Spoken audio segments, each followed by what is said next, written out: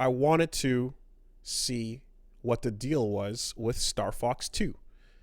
What's the deal with Star Fox 2 then? Star Fox 2 is the game that never officially came out because it was made and completed, or at least 95% completed, but it never shipped because around the time that it was about to come out, 1996, was when it was going to be competing with the likes of 32-bit games and things like Ridge Racer.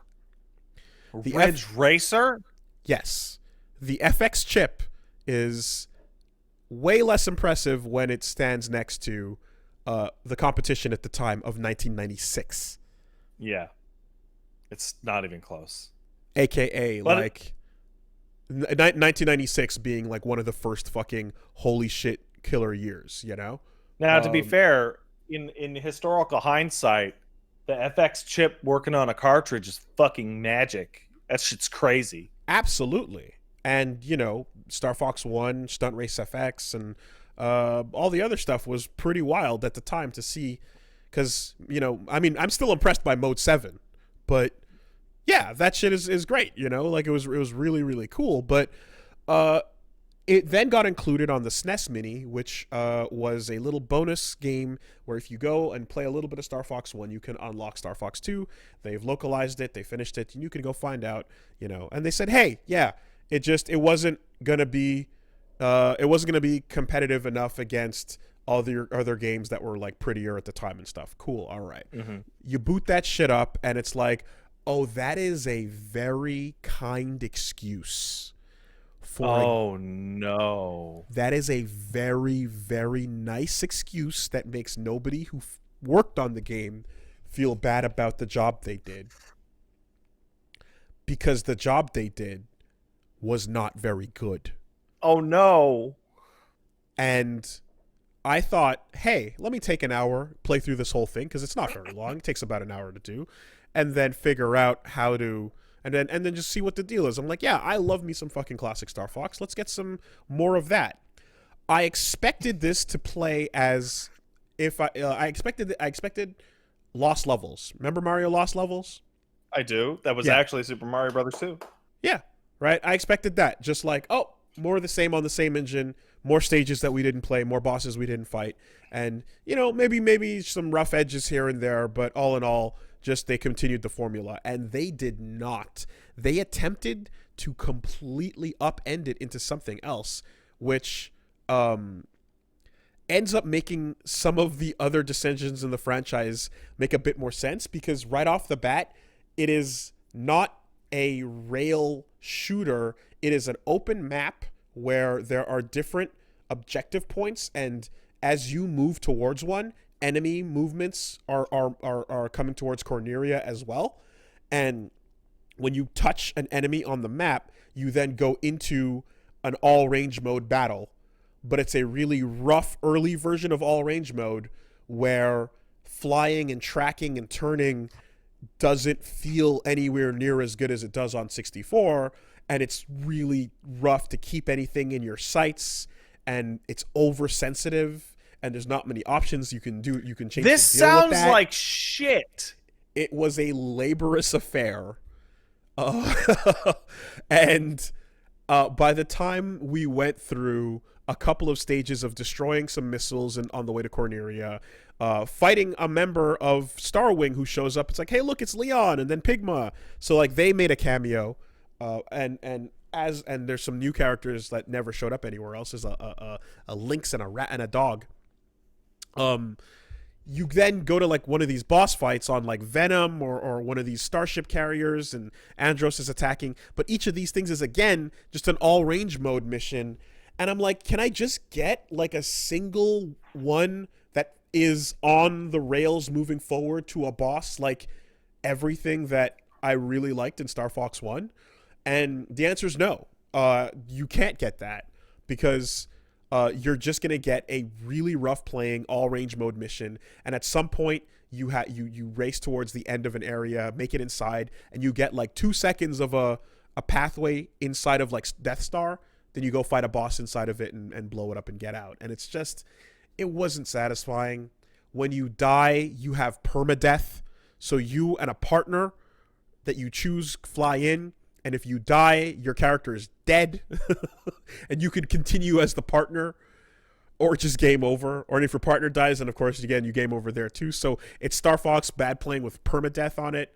I mean, the default control scheme changed. You can go back to the Star Fox 1 control scheme, but they pitched a different one by default that just was inferior, and I was like, why would you do that anyway? But it introduces different kinds of ships, but in the end, it doesn't make much difference because like it feels as if the turning is just rough no matter what. It sounds like you just had the best time with this. So after a 45-minute struggle, and I really, really wanted to enjoy what Star Fox 2 had, I just needed to find out. And I went back to Star Fox 1 and I, did it.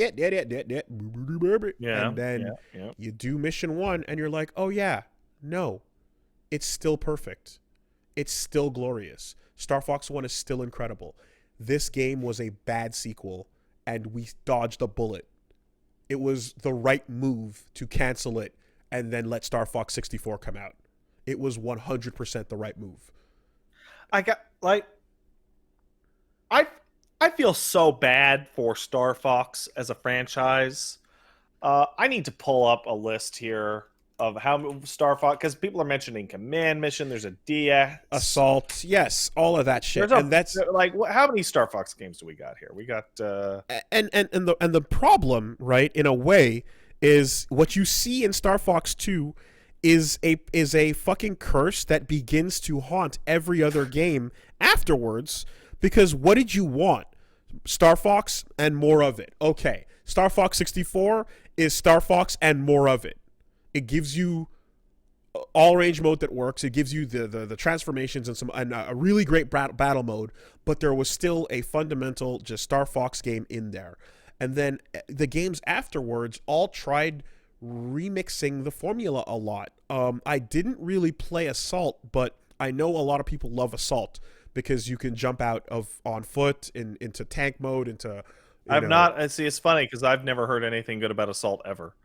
I heard a lot of people kept talking about how much they loved Assault to me. Okay. But like when you get Command Mission going and you get like the remake the other day, and you just kind of get these weird things where you're like they keep trying, and I think it's Shiggy specifically. I think someone made a comment to the effect of like Shiggy did not want to just make more Star Fox. He deliberately wanted things to be like a reinvention of the game every time, and it just ends up being something where you're like, man, like what you had was great, and you keep trying to turn it into some weird tactical thing or some other thing, and I'm like, I just fly the plane, do the barrel roll, and shoot the bomb. Like that's fun. So I've nothing wrong with that. Got the list in front of me, right? So we've got Star Fox 64, Adventures, Assault, Command 0 and 2. Yep. We've got Star Fox for the Virtual Boy Arcade and Star Fox Warriors, which were all canceled. So that's 3 canceled games. And then we've got the Game & Watch version of Star Fox and Star Fox Guard. So that's like, I think, a total of 9 games total that actually came out. Star Fox, even though I don't like Star Fox 1, I'm not going to be crazy enough to say it's anything but a classic. But everybody's going to agree that Star Fox 64 is down there with like one of the all-time greatest games of all time ever. Yep. Easy. It's unbelievable. Free. And that's it? Since 93 in terms of like great games? Like, Jesus Christ. 1, 64, unquestionable. Assault, hear good things, also hear mixed, but mostly good. And that's all we're talking about. And even if you like Star Fox Adventures, I'm not saying you, I'm talking the royal you, but even if you like that game, that's not a Star Fox game. That's Dinosaur Planet. Dinosaur Planet is Dinosaur Planet. That doesn't count. And you can go play Dinosaur Planet and fly between planets to get your space missions if you want. But yeah, and the core of this feels like it's based on the idea that they want to do everything but let you just fly the plane and shoot They're trying to do everything else with it, and it's like, please, just like if Mario is run and jump man, Star Fox is fly and pew in the hallway. Fly and pew in the hallway. I have. It's not that hard. Might be the most direct.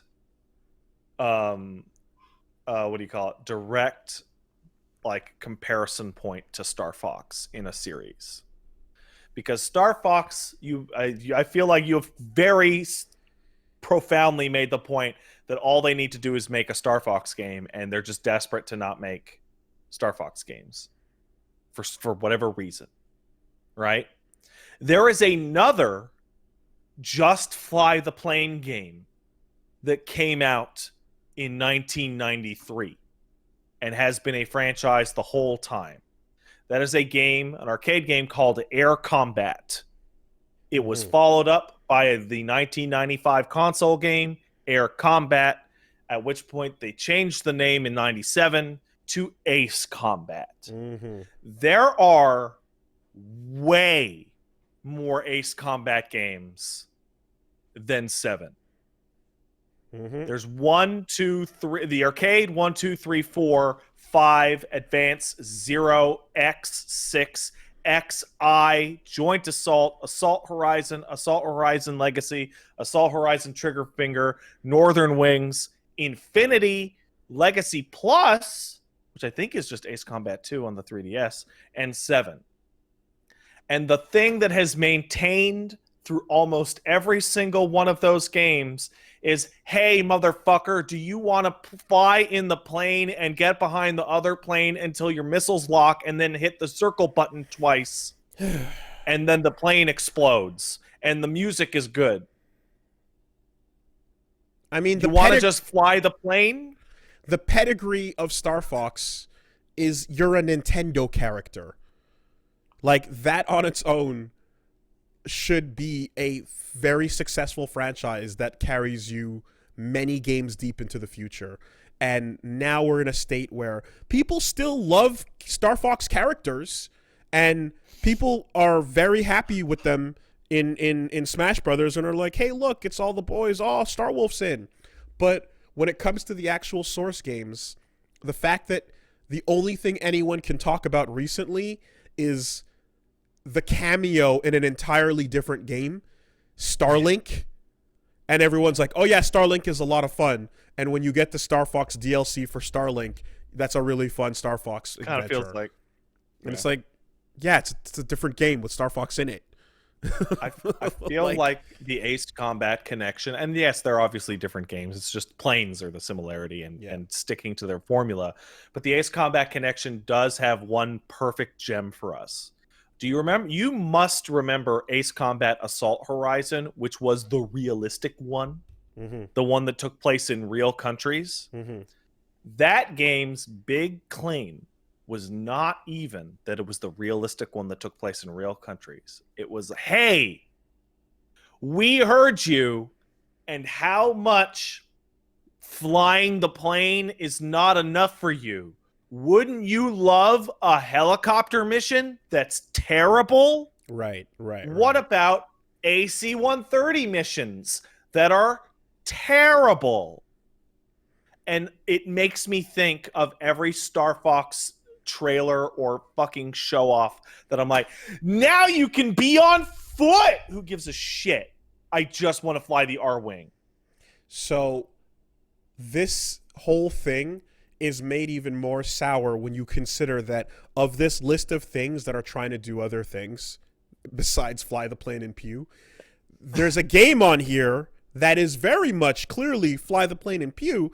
Star Fox Zero is just Star Fox. Except, the problem is that they forced a stupid control scheme on everybody and they made it mandatory. Like, if you just let people play with a controller and be fine, that would have been fine. Star Fox Zero would have been a fine new Star Fox game, but it fucking forces the stupid gyro shit on you. Oh man, there was an interview with a developer of that game that accidentally exposed the problem with like the Wii U's controls, which was like we're having trouble balancing the aiming because it's awkward for people to look between their TV and the screen back and forth over and over. Like, And it's like, oh, yeah? you mean the thing everyone said was the problem? And it's just like, you made, like, the game was partially, like, assets were created by Platinum. Like, they had this whole thing where, like, the game that is happening is what you've been looking for, but now you've taken away the steering wheel and handed me a bag of spaghetti. And just said, here, find a way. You know, you're just like, but I can see it. I can see the game I want to play on the TV right now. I just can't interface with it in any way. Just let me. It's also really weird because even if they're trying to go through, it's like flying a space plane. Like, you don't hold up a different piece of equipment in your plane to look at to aim. You just have the screen underneath the view window, pretty much always within your frame of vision that you flick your eyes down to. And so, and I think I actually said this some time ago, but it's like, and now we enter the world where, hey, you know all these dumb gimmicks you've been trying to run with this thing? Okay, well, guess what exists now? VR. This is the one actual gimmick that would go perfectly hand in hand with this franchise if you want to run all your gimmicks all day.